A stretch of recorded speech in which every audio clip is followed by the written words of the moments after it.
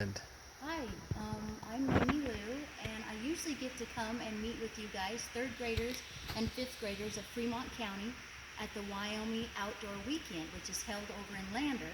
And this year we're all staying safe by staying home, and you guys are doing homeschooling.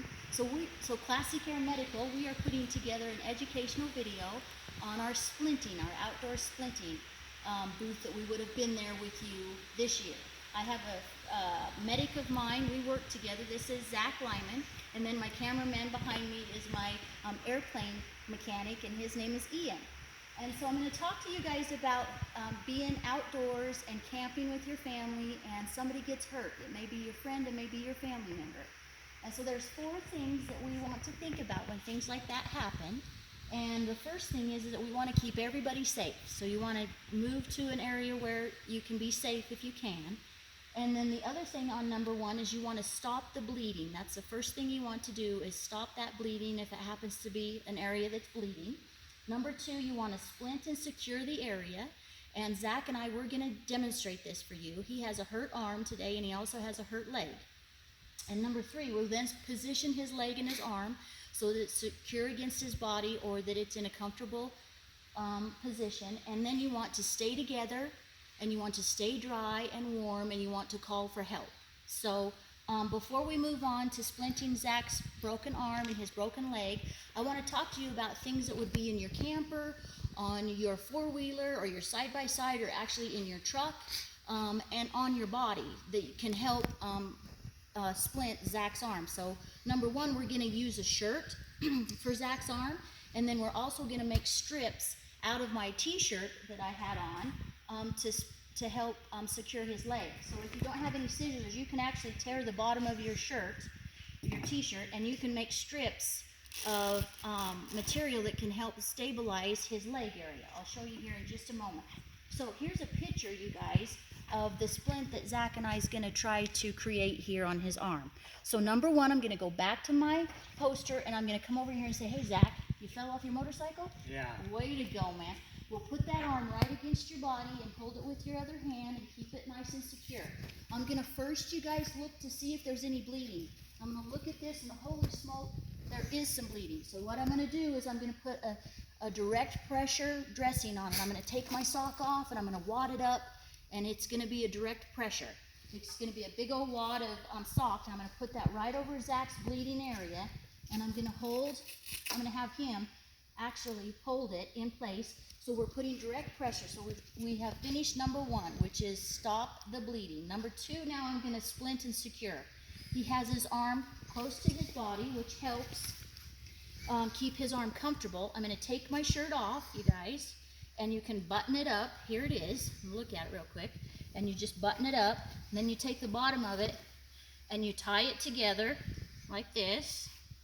And what we're doing is we're making a splint like that triangle splint right over there. So I'm going to come over here to Zach, and I'm going to put this right on his elbow portion, and then I'm going to bring it up, up on one side of his neck, and then on the other side of his neck. I'm going to tie it. Now when you secure an arm or a leg or anything with a splint, you want to make sure that you can see their hand, because you want to assess this at the end. The other thing is you know, Zach can still move his arm out like this. Say we had to put him back on the four-wheeler and ride to safety. You want to secure that against his body a little bit better, because it will be more comfortable for him. So if you're wearing like a belt, you can take a belt off. You can take a belt off your partner, and you can be creative. And you want to make a strip, or you can actually use those strips that we were making out of your t-shirt there. Oops. And this is to just help secure the area just a little bit more. So it's going to come across here and here.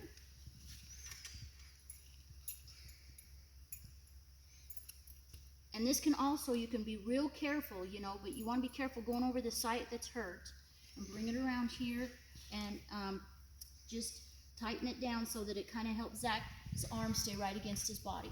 Okay, so just one more picture, you guys, on the splint that we tried to create. And so here is our belt, what we've used to keep his arm against his body, and there's our shirt that we made our triangle splint out of, okay? And anything that you can do for your family member at this time, they're going to appreciate, because it's going to help with their pain. Now, the next injury that Zach has is his leg. When you have a leg injury, we'll zoom in on this poster that I have. Here are some examples. You want to use some sticks. You can go out and find sticks in the woods, or you can find the piece of cardboard in the back of your truck, and you want to splint above and below the injury site. You also want to put something, if you can, underneath and alongside of that leg, okay? And so let's try to create that right now. So I went to the truck and I found a piece of cardboard that I'm going to put behind Zach's leg, and then I went out and I found two pieces of wood that I'm going to support along the side of his leg, and that. And so, yeah, there we go. And I've done my t-shirt, and I've made some strips that's going to help me secure these around his leg here.